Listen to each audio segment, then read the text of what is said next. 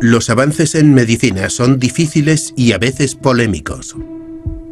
La medicina constantemente supera los límites. Los primeros científicos se arriesgaron para entender el cuerpo humano haciendo descubrimientos vitales. Buscábamos vacunas e intentábamos comprenderlas. Los mecanismos del cuerpo humano eran secretos y sagrados. Cualquier intervención médica, vacuna, fármacos y cirugía se consideraba ridícula, imposible o blasfema. Se acercaba peligrosamente a la brujería, la magia, a cosas que la Iglesia consideraba heréticas. Hasta que unas increíbles mentes científicas dejaron huella. Al envejecer, la gente teme a la muerte, pero también a la derrota. Y él ofrece algo que ellos quieren. Pero desafiar a la autoridad suponía un gran riesgo. A lo largo del tiempo, la humanidad ha intentado innovar, explorar, llegar a lo más alto y superar nuestras capacidades. Pero sobrepasar algunos límites puede ser peligroso. Estos hombres y mujeres se arriesgaron para cambiarlo todo. Ciencia letal, en nombre de la medicina. A principios del siglo XX, la fiebre amarilla causó estragos y no existe vacuna. La ciencia aún no ha descubierto cómo se transmite la enfermedad. Un grupo de médicos crea una comisión para intentar comprender cómo se contagia, pero un médico hace mucho más de lo que se le pide. Es Jesse Williams Lassier. Jesse Lassier nace en 1866 en Baltimore y estudia medicina en la Johns Hopkins, donde se interesa especialmente por la malaria y la fiebre amarilla. Después de doctorarse, acaba en París, en el Instituto Pasteur. Allí se interesa por cosas como la inmunología y ese tipo de investigación. Cuando Lassier vuelve de París, consigue plaza en la Universidad Johns Hopkins de Baltimore, donde se había licenciado. Empieza a investigar como bacteriólogo y a dar clases. Entre 1860 y 1900, enfermedades como la fiebre tifoidea, la fiebre amarilla y el cólera hicieron estragos. Había varias enfermedades que se transmitían entre la población y la gente moría por su culpa. Y era algo que las personas no podían ver ni tocar. Así que se produjo un miedo generalizado. Pero un brote masivo en un momento de agitación desafiará a los médicos a encontrar soluciones. En el verano de 1898, Estados Unidos invadió Cuba. Y es increíble que, aunque solo murieron en combate 200 soldados, más de 2000 contrajeron la fiebre amarilla en la batalla. La fiebre amarilla era una enfermedad horrible.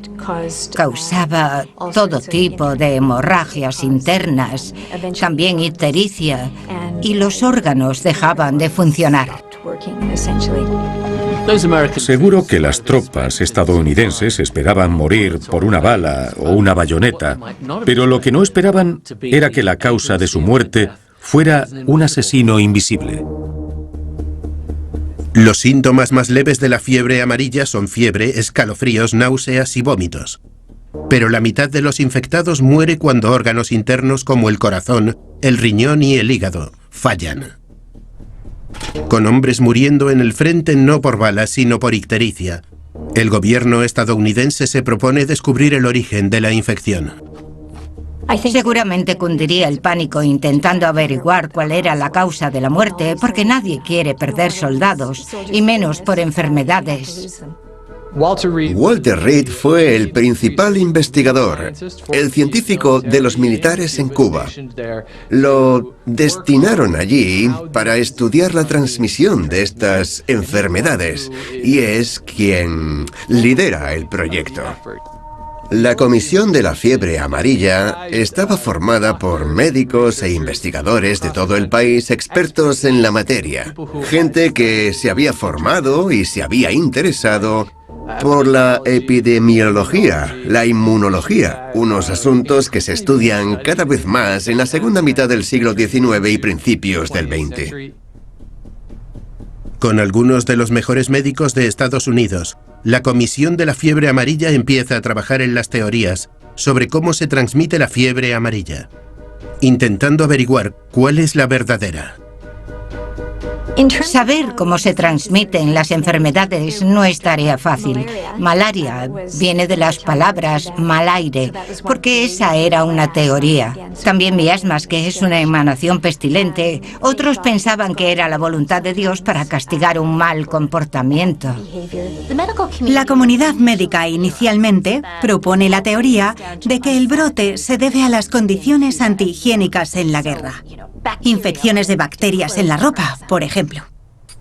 La respuesta habitual frente a una oleada de enfermedades infecciosas era actuar como si la vía de transmisión fuera tocar una superficie, ropa de cama e infectarse. Así que se quemaban esas cosas y luego se enterraban.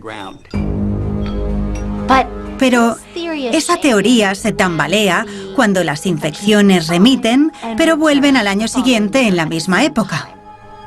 El epidemiólogo cubano Carlos Finley propone otra teoría en la que sugiere que la fiebre amarilla se transmite a través de un vector, los mosquitos. Jesse Lassier pensaba que la causa eran los mosquitos, que eran ellos quienes transmitían la fiebre amarilla. Él era partidario de esa teoría. Si era cierto que los mosquitos eran el vector de la fiebre amarilla, entonces los científicos estaban poniendo en peligro al ir allí a investigar. Las consecuencias de la hipótesis de Carlos Finley son terribles, y Lassier quiere comprobar la implicación de los mosquitos en la transmisión de la enfermedad. Lassier lleva a cabo una serie de experimentos para ver si la teoría de los mosquitos es cierta o no.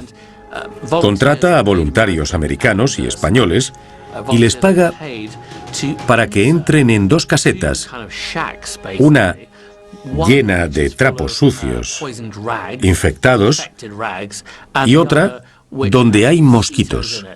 La gente acepta que le piquen los mosquitos para contraer la enfermedad y demostrar si ese es el verdadero vector de transmisión. Los mosquitos tienen un ciclo de vida muy corto.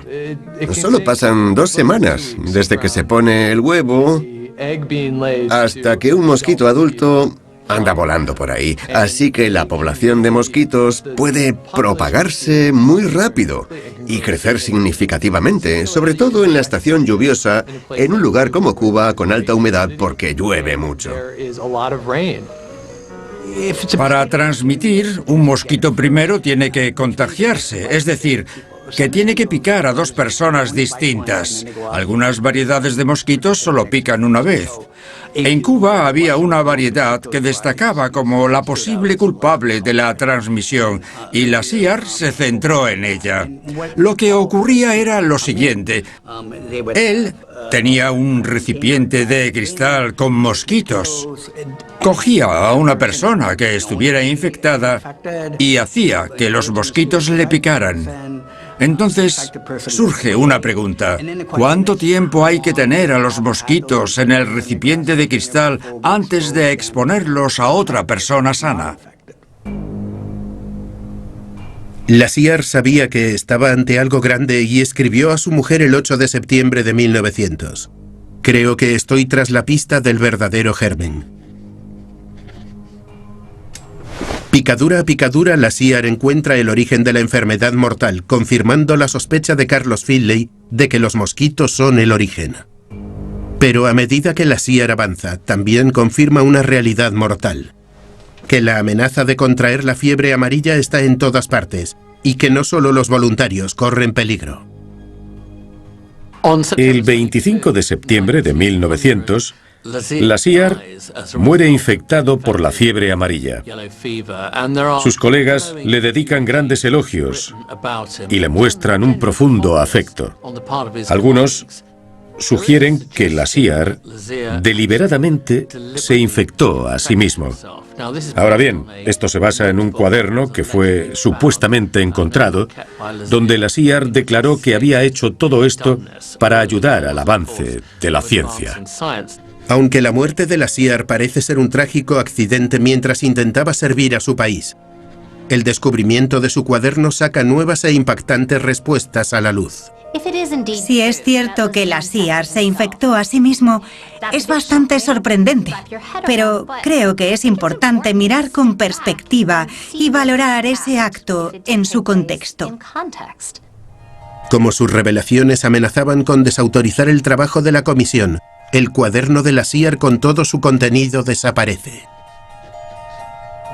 Antes de morir, dedicó mucho tiempo y se esforzó para asegurarse de que ese proyecto obtuviera financiación y que tuviera el apoyo de los militares, que el trabajo que habían hecho en Cuba continuase. Quería conseguir la evidencia definitiva que probase al 100% lo que habían sospechado, que lo que habían empezado a estudiar en Cuba era correcto. Hoy nos resulta chocante pensar en el uso de voluntarios, incluido el propio Lassière en ese experimento. Lassière demostró que la fiebre amarilla es un virus. La comunidad científica tardó en aceptarlo, pero en 1915 se crea una comisión de fiebre amarilla que lleva a Max Zeiler a desarrollar con éxito una vacuna contra el virus. Realmente, también debemos agradecerle a Lassière el haber llegado a esa fase y haber podido derrotar a uno de los mayores asesinos de hace 100 años. Ya fuese deliberadamente o por contagiarse de forma involuntaria con el virus, Lassière se sacrificó para avanzar en el estudio de la fiebre amarilla. Sus investigaciones animarán a muchos colegas y finalmente se descubrirá una vacuna que salvará millones de vidas. Para otro hombre a medio mundo de distancia, la clave para prolongar la vida reside en el propio cuerpo, en ese líquido que fluye por las venas y arterias: la sangre.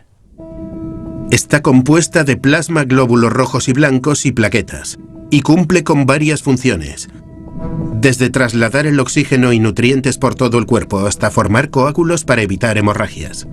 A principios del siglo XX, las funciones y la composición de la sangre seguían siendo un misterio hasta que llegó Alexander Bogdanov.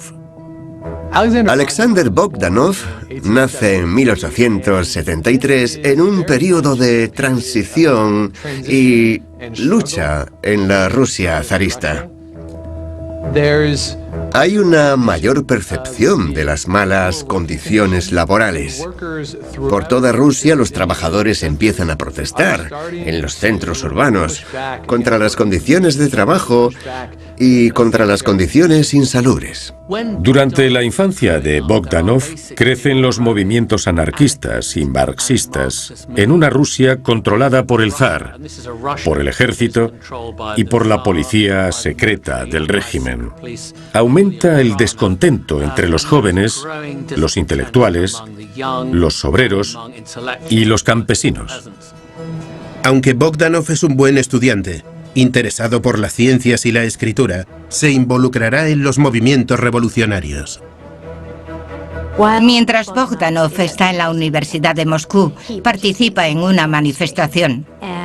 Su nombre aparece en la lista de estudiantes perseguidos por la policía y es expulsado. Como le interesa la medicina, se marcha a la Universidad de Kharkov porque no lo aceptan ya en la de Moscú, y ahí se gradúa en 1899. Bogdanov, una vez titulado en medicina, se convierte en líder de los movimientos revolucionarios rusos. Bogdanov se involucra esencialmente en el movimiento comunista, en el movimiento marxista en Rusia, que se divide entre bolcheviques y mencheviques. Básicamente, los bolcheviques quieren una revolución inminente, no quieren esperar, y esto atrae a Bogdanov. Aclaremos que ser un revolucionario bolchevique no es una actividad a tiempo parcial, ni un entretenimiento, ni un punto de vista. Hay que dedicarle la vida y correr riesgos, porque si te atrapan, puedes ser encarcelado, torturado o ejecutado. Esto da una idea del peligro al que Bogdanov se expone. En un atraco a un banco que los bolcheviques organizan en Tbilisi, básicamente para recaudar fondos para el partido, se dice que Bogdanov es el principal organizador. Pero se llevó a cabo de malas maneras, lanzando granadas y con unas 40 personas muertas. Incluso Lenin y Stalin se distanciaron de Bogdanov y dicen, este tipo es un completo lunático. Pero de eso se trata el entusiasmo revolucionario, de hacer lo que sea necesario para llevar a cabo una revolución. Se decía que Bogdanov tenía alma de revolucionario, que buscaba el cambio. Cambio es equivalente a riesgo. Así que, cuando él busca el cambio, hace lo mismo que la gente adicta al riesgo. Al buscar el cambio, al ser un revolucionario, se pone a sí mismo en peligro. Por estas tácticas extremistas es expulsado del partido bolchevique y exiliado a Italia en 1909. Allí Bogdanov comienza a escribir, llevando al extremo sus ideas revolucionarias a través de la ciencia ficción. Hay algunos pensadores socialistas y marxistas en esta época que proyectan su ideal político en el futuro e intentan darnos una idea de cómo sería una sociedad socialista. Pero Bogdanov lo lleva al siguiente nivel. Proyecta una sociedad socialista que existe en Marte. En un relato que titula Estrella Roja, Bogdanov aborda por primera vez la idea de las transfusiones de sangre. En Estrella Roja, las transfusiones de sangre se utilizan para crear un colectivo fisiológico. Y lo que eso hace en la narración es conectar a todo el mundo. Aunque durante el exilio Bogdanov se refugia en sí mismo, cuando comienza la Primera Guerra Mundial regresa a Rusia y retoma la medicina. Mientras Bogdanov atiende a los soldados heridos, las instituciones médicas están al límite, haciendo frente a los enfermos y a los heridos. A menudo se oye hablar del efecto que tiene una guerra en los avances médicos, y esto fue cierto en el caso de la Primera Guerra Mundial. Pensemos que no había ambulancias, sino carros tirados por caballos. Y la anestesia estaba en proceso de desarrollo, igual que los métodos de desinfección. Al principio de la guerra, un soldado herido no solo tenía que hacer frente a la lesión, sino también a la posterior infección. Y muchos soldados perdieron la vida a causa de ello. Aunque la medicina lucha por seguir el ritmo de enfermos y heridos, las transfusiones de sangre soñadas por Bogdanov siguen siendo ciencia ficción.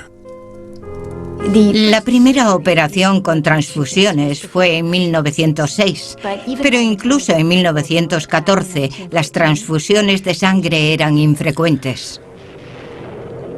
En las últimas etapas de la Primera Guerra Mundial, en 1917, antes del armisticio, el imperio zarista colapsa por el peso de todos sus problemas. A principios de 1917 se produce una revolución que sustituye al zarismo por una especie de democracia, pero luego es derrocado por los bolcheviques en la Revolución de Octubre. Motivado por el cambio, Bogdanov vuelve a la política más radicalizado que nunca. En conferencias y artículos aboga por la destrucción total de la antigua cultura burguesa, en favor de una existencia proletaria. Como algunos de los objetivos políticos de Estrella Roja de repente parecen posibles, Bogdanov retoma la idea de las transfusiones. La idea de que los sistemas son el producto de su entorno se ve en Estrella Roja, donde la epistemología y las transfusiones de sangre conectan a la gente. La ideología comunista y la gente formando un colectivo son consecuencia del entorno, al igual que la ciencia que aparece en el libro. Aunque gran parte de la obra de Bogdanov se inscribe en el ámbito revolucionario, anhela aplicar sus teorías en avances médicos. Aunque la fascinación por la sangre y la hematología ha sido hasta ahora metafórica, en 1924 Bogdanov sugiere aplicarla en la práctica. 1924 fue un gran año para Bogdanov. Por un lado murió Lenin y por otro se creó una comisión médica rusa. En este periodo, Bogdanov comenzó de verdad a centrarse en las transfusiones de sangre. Empieza a experimentar con la idea de que los jóvenes tienen una sangre que podría dar energía e incluso hacer parecer más jóvenes a los que son mayores. Parece ser que buscaba un fin práctico con esto, más allá de la vanidad. Bogdanov miraba a su alrededor. Se veía rodeado de políticos bolcheviques ancianos y quería mantener su vitalidad por más tiempo. Al envejecer, la gente teme a la muerte, pero también a la derrota. Y él ofrece algo que ellos quieren. En 1924, Bogdanov realiza sus primeros experimentos de transfusión de sangre. Forma dos grupos de voluntarios, el primero con jóvenes rusos y el segundo con hombres y mujeres de edad avanzada. Intercambia la sangre entre los dos grupos con la esperanza de que la sangre joven mejore la salud de los voluntarios mayores. Y lejos de ser un simple observador, él mismo recibe transfusiones para comprobar sus hipótesis. Es importante señalar que los experimentos de Bogdanov con la transfusión de sangre no ocurren a escondidas. Los investigadores médicos observan lo que Bogdanov está haciendo, cómo está diseñando y realizando sus experimentos, y se plantean algunas preguntas. Otros países, sobre todo Estados Unidos y Reino Unido, se interesan cada vez más por la transfusión de sangre. Sin duda, la guerra había acelerado esta tendencia debido a la necesidad de tratar a los soldados heridos. Estos países que salen de una guerra quieren saber cómo utilizar las transfusiones de sangre también en tiempos de paz. Aquí es donde entra Bogdanov con su deseo de ir por delante de Occidente, pero también de utilizar las transfusiones de sangre de una forma ligeramente diferente. Los experimentos de Bogdanov flaqueaban en varios aspectos. Uno era que experimentara consigo mismo. Hizo 11 experimentos en los que participaba él con otro sujeto. Después de que Bogdanov reciba transfusiones de un sujeto más joven, se asombra de los resultados. Mayor energía y crecimiento de pelo donde antes estaba calvo. Para él es la prueba de un descubrimiento milagroso. Habría que hacer experimentos por etapas, con cientos o miles de sujetos divididos en grupos para poder controlarlo y estudiarlo. Basándose en simples datos circunstanciales, Bogdanov sueña con metas utópicas. Bogdanov quería prolongar la vida de los dirigentes rusos. E incluso tuvo la idea en un momento dado de que a través de las transfusiones de sangre se podía resucitar a Lenin tras su muerte. Si lo hubiera conseguido, daría la impresión de que a través del comunismo y de este colectivo fisiológico, la mortalidad ya no existiría. En toda la historia, en la mitología, en los cuentos de distintas culturas, siempre se ha hablado de encontrar la fuente de la eterna juventud, ya fuera un manantial, un fuego, un espejo, lo que sea. Esto es la misma búsqueda, pero en la medicina. Pero los experimentos de Bogdanov fracasan por algo más que una metodología deficiente. No sabía nada del factor RH, que es una proteína integrada en las células sanguíneas. Es hereditario. Si la tienes, eres RH positivo, y si no la tienes, eres RH negativo. El RH positivo se asocia con reacciones adversas a las transfusiones. Así que conocer el papel de esta proteína en las respuestas inmunológicas a las transfusiones sería fundamental. Aunque los métodos y resultados de Bogdanov son muy cuestionables, su estrecha relación con el sucesor de Lenin, Stalin, abre la puerta a crear el Instituto de Hematología y Transfusiones de Sangre.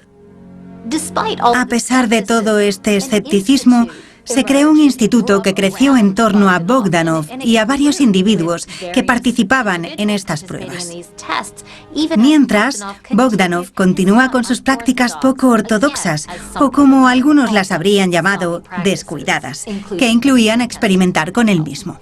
Stalin quería que la ciencia formara parte del Estado ruso. Le preocupaban los científicos que habían ejercido y se habían formado antes de la revolución, sobre todo si habían salido de Rusia, porque muchos científicos participaron en la revolución de 1905 y tenía la sensación de que la ideología extranjera, sobre todo haber estudiado en países capitalistas, representaba una amenaza para Rusia. A pesar de la polémica, el instituto crece y se amplía creando más laboratorios para más experimentos. Bogdanov sigue haciendo estas pruebas consigo mismo y sigue confirmando todo lo que ve. Así que las pruebas tienen un sesgo de expectativa del observador. Si se hace una transfusión de sangre joven, pensaría, voy a ver cuánto más puedo correr o cuánto más puedo levantar.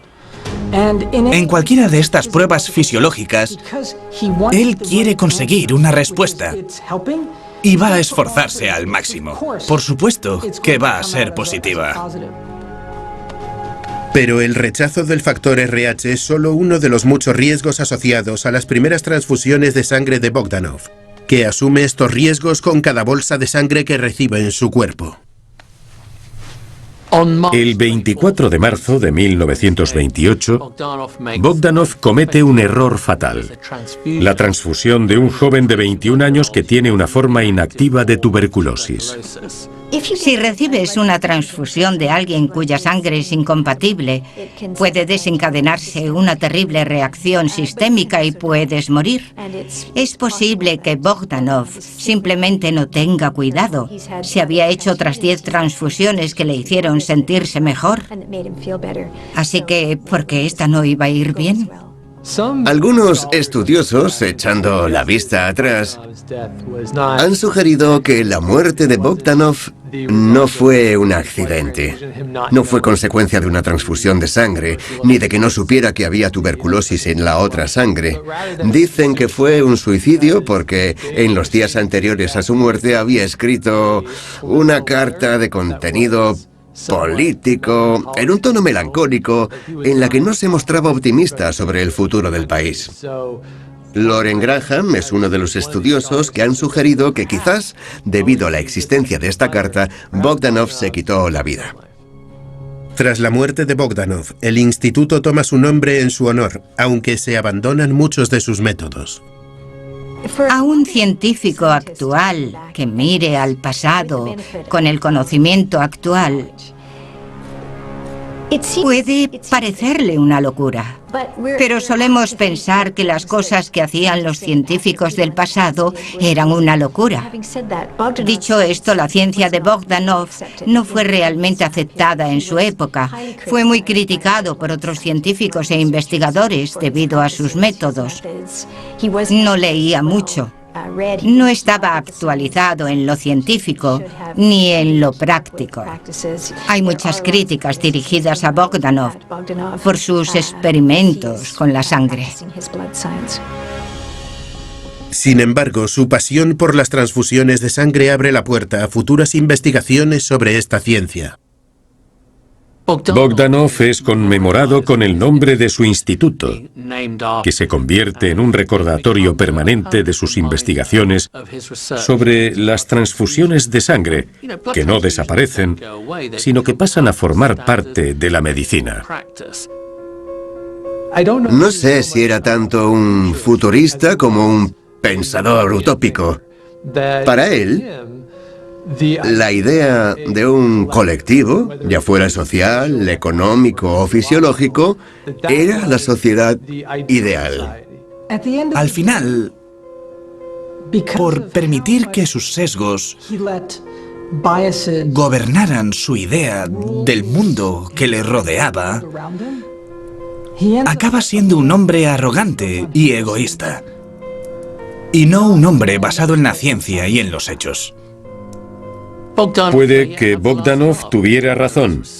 En la actualidad se está investigando con ratones el hecho de inyectar plasma sanguíneo de ejemplares jóvenes en ratones viejos para ver si se puede mejorar su salud y sus funciones.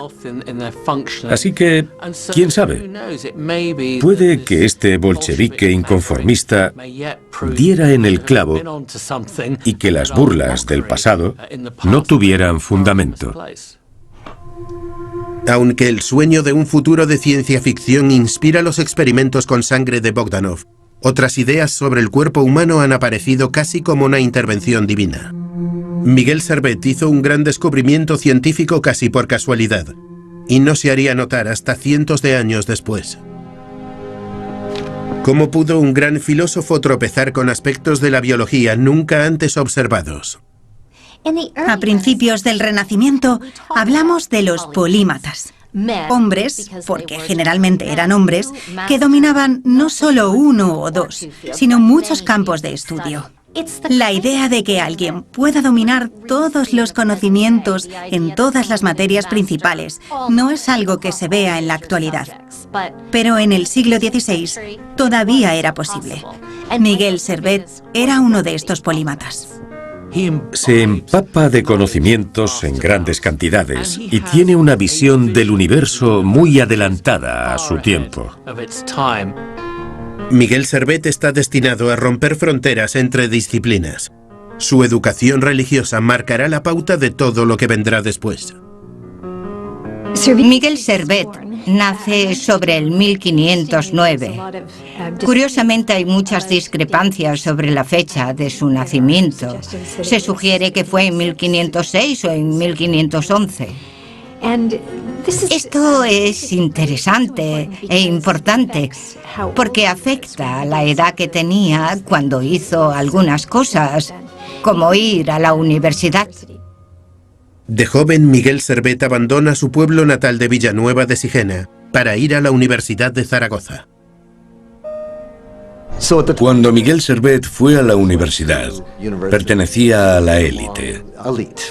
Era gente que se pagaba los estudios a sí misma o a través de algún tipo de mecenas, ya fuera de la familia o no. Lo cierto es que no cualquiera podía permitirse una educación. Una de las formas de conseguirlo era iniciar el camino para ordenarse. Para la mayoría de la gente era un privilegio ir a una institución donde se recibía este tipo de educación. Miguel Servet, en sus primeros años de estudios, tuvo muchas oportunidades para participar en una educación que muchas otras personas no habían tenido. Se le documenta como una persona argumentativa y testaruda. En esta época existe una división entre los que aceptan el dogma, tal y como se ha enseñado durante cientos de años, y los que tienen un nuevo espíritu cuestionador. Miguel Servet es educado intelectualmente por un fraile llamado Juan de Quintana, que no solo es un poderoso teólogo, sino que también está involucrado en el gobierno local. Es el tutor del joven Miguel Servet, que ya está cuestionando lo que se le enseña y no lo acepta sin más. En 1528, Miguel Servet abandona a Quintana y pone en práctica su naturaleza argumentativa matriculándose en Derecho en Toulouse. Allí también estudia griego y hebreo, lo que le permite familiarizarse con los textos religiosos originales. Al haber documentos en latín, se restringe quién puede leerlos y acceder a ellos. La aparición de manuscritos ilustrados en una época anterior permitía a otras personas que no sabían latín ver la imagen de Adán y Eva y así entender de qué se estaba hablando. En esta época, la gente comenzó a interesarse por el griego e incluso algunos eruditos comenzaron a aprender hebreo para poder acceder a la Biblia judía, lo que los cristianos llaman el Antiguo Testamento. Pero el paso de Miguel Servet por la Facultad de Derecho durará poco. Volverá con Juan de Quintana, donde estará entre los poderosos. En 1529, Quintana lo llama. Le dice que lo quiere a su lado porque él va a ser el confesor de Carlos I.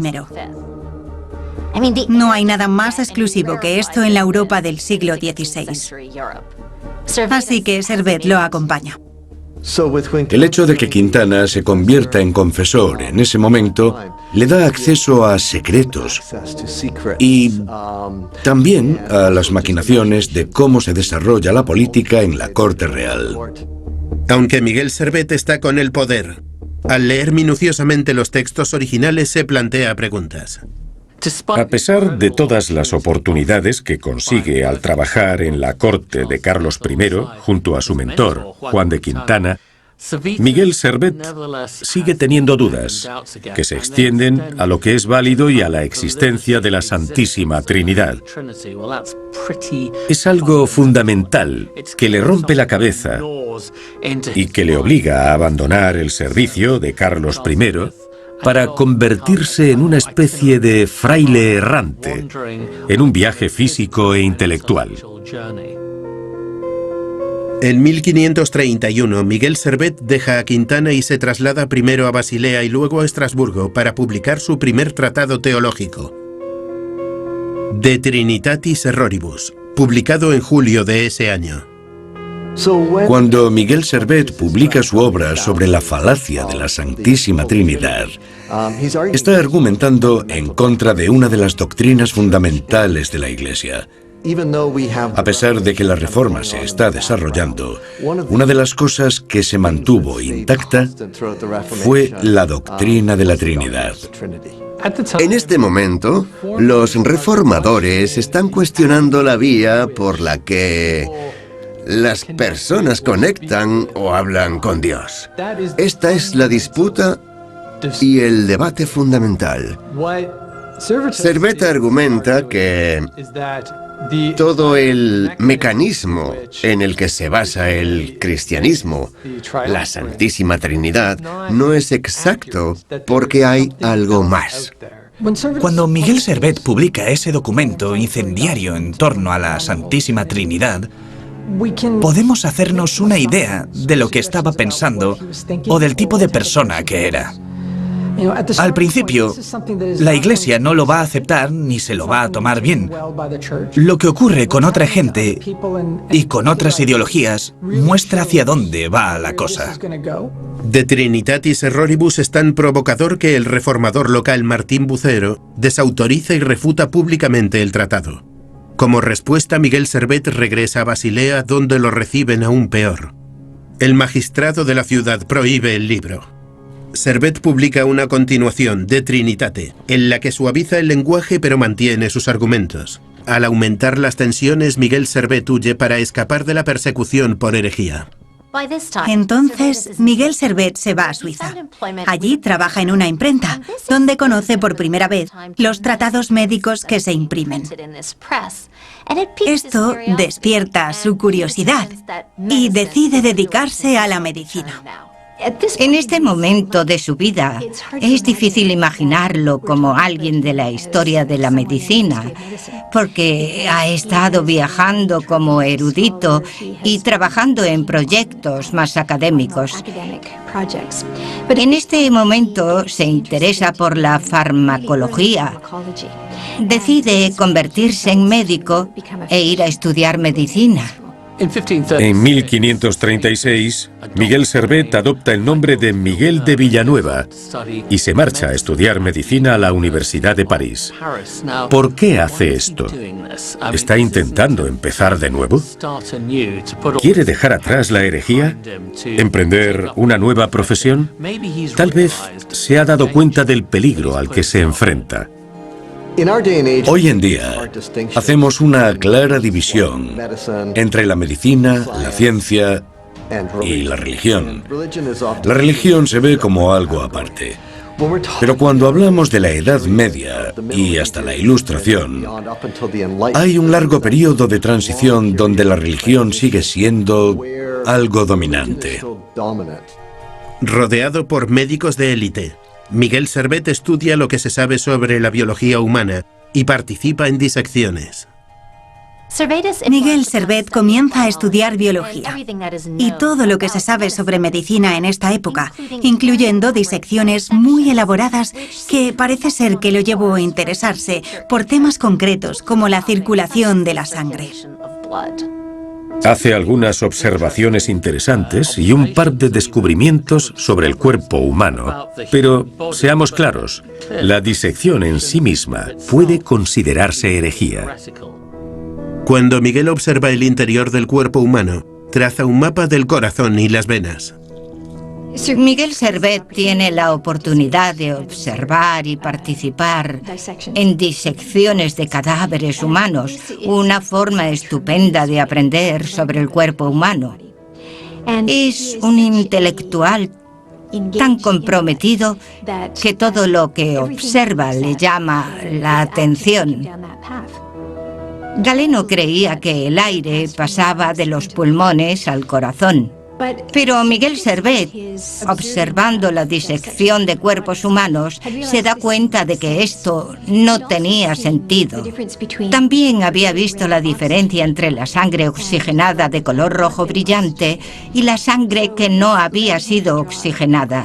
Esto lo llevó a la conclusión de que la sangre del corazón pasaba por los pulmones, un descubrimiento muy importante. La Iglesia adopta un punto de vista diferente sobre el sistema circulatorio. El dogma le dice una cosa sobre la naturaleza de la circulación sanguínea en el cuerpo. La sangre pasa a través del tabique ventricular y así es como se consigue la comunión con el Espíritu Santo. Pero Miguel Servet, con sus observaciones de la vida real, sabía que eso no podía ser cierto. Roma renovó la Inquisición en 1542. El Papa Pablo III contribuyó decisivamente a ponerla en marcha, y la renovación de la Inquisición romana fue más dura que en otros lugares. Cualquier tipo de herejía se trataba con mucha dureza y rapidez. Así que después de 1542, cuando la Inquisición vuelve, el riesgo que corre es mayor. Algo muy destacable de Miguel Servet es su interés por los poderes curativos de los alimentos. Pensamos que es una idea muy actual, pero él fue uno de los primeros promotores.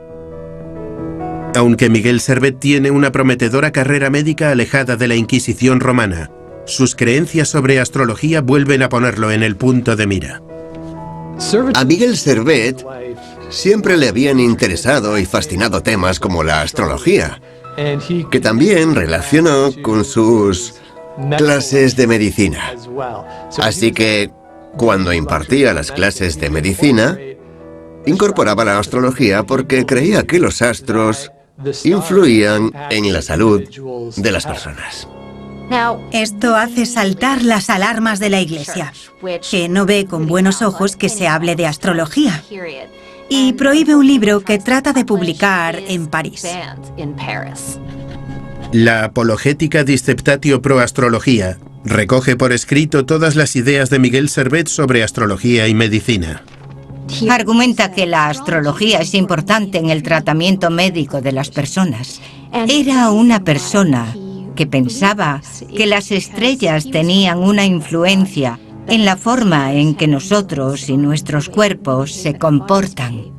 Esto se acercaba peligrosamente a la brujería, a la magia, a cosas que la Iglesia consideraba heréticas y profanas. Así que las autoridades de París intentan prohibir este panfleto. Miguel Servet está constantemente rozando la posibilidad de arder en la hoguera. Pero antes de que Miguel Servet pueda ser acusado de herejía y mientras la lista de países que no puede visitar aumenta, huye a la ciudad francesa de Vienne, donde se convierte en el médico personal del arzobispo Pierre Palmier. Aquí pasa 12 años centrado en la medicina. Me imagino que su vida cotidiana sería muy interesante, dadas sus creencias con respecto a la religión y el papel de la Iglesia, mientras que era el médico de un individuo de alto poder dentro de la iglesia. En esta época hizo todo lo posible para ocultar su identidad. En este periodo, Miguel Servet ejerce de médico, avanza en la práctica de la farmacia, supervisa a los boticarios, que podríamos llamar farmacéuticos, atiende a pacientes indigentes en hospitales y hace una gran contribución con su trabajo. Ahora tiene otra carrera y otro nombre. Entonces, ¿por qué no deja de escribir documentos incendiarios y de promover esas ideas?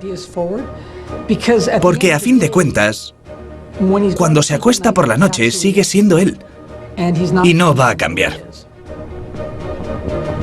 Aunque Miguel Servet es ahora un respetado médico que trabaja en Lyon y Charlieu, ha estado dedicando su tiempo libre a escribir su siguiente gran obra, Christianismi Restitutio, o Restitución del Cristianismo.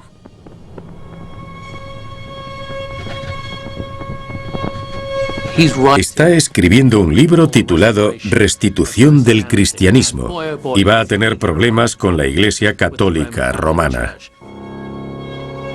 A pesar de estar fuera de lo que la Iglesia consideraría ser un cristiano, por su particular visión del dogma de la Trinidad, él todavía se considera un cristiano. De hecho, se considera más que un simple cristiano, porque preserva el núcleo del cristianismo que cree que ha sido corrompido. En esta obra, Miguel Servet reitera su rechazo a la Santísima Trinidad y a la predestinación. Aunque lo hace con la esperanza de revitalizar el cristianismo, comete muchos actos de herejía. Una vez que pones algo por escrito, lo publicas y lo envías al mundo, ya no puedes volver atrás. Está circulando. Es como la caja de Pandora, no se puede cerrar. Además de escribir su nuevo credo teológico, también escribe a Juan Calvino. Miguel Servet sabía lo que le esperaba de la Iglesia Católica Romana y de la Inquisición. Quizás pensó, conseguiré que Juan Calvino, el principal protestante y opositor de la Iglesia Católica, me escuche amablemente. Incluso se mandan varias cartas. Desgraciadamente, Calvino es igual de hostil, o más, a lo que Miguel Servet escribe, y planea sus próximos movimientos contra Miguel Servet con las autoridades de Ginebra. Calvino presenta las cartas y el Christianismi Restitutio a las autoridades para demostrar que Miguel de Villanueva es en realidad el hereje Miguel Servet. ¿Por qué ir a un enemigo ideológico a imponer sus ideas? Cuando crees que algo es verdad y que tienes razón, entras en una burbuja en la que, como tú crees que eso es lo correcto, en algún momento la gente lo entenderá. El 4 de abril de 1553, Miguel Servet es arrestado y acusado de herejía. Su última obra es La culpable. En sus páginas, Miguel oculta la primera observación sobre el corazón. Servet no es el primero en concebir la idea del sistema circulatorio pulmonar.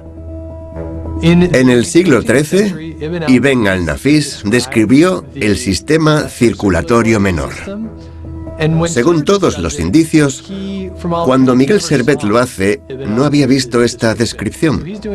Así que lo hace de forma independiente, por sí mismo, y como resultado recibe todo el mérito, aunque ya lo habían descrito en el siglo XIII. La observación va en contra de las creencias médicas y religiosas de la época.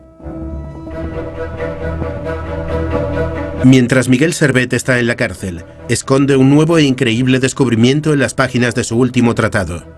4 días después de su detención, Miguel consigue escapar de su celda y huye a Ginebra.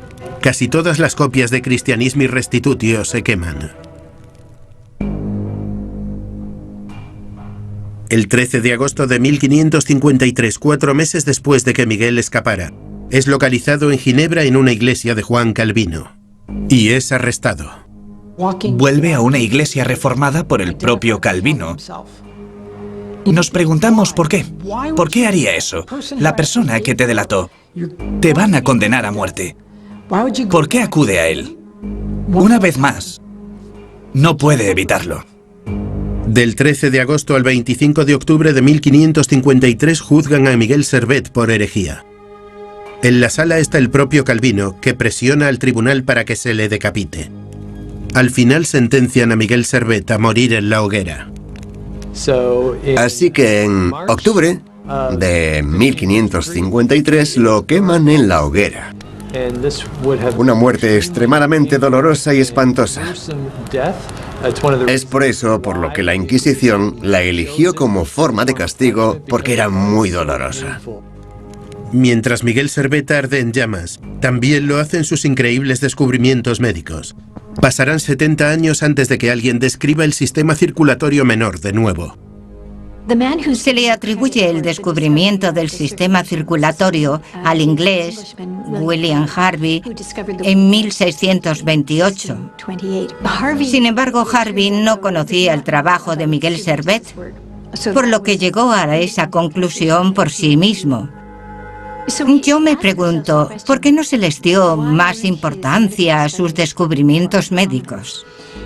Una de las explicaciones es que estaba envuelto en debates y disputas religiosas que dejaron de lado su trabajo médico y que fue el centro de atención de los dirigentes mucho más que sus descubrimientos médicos.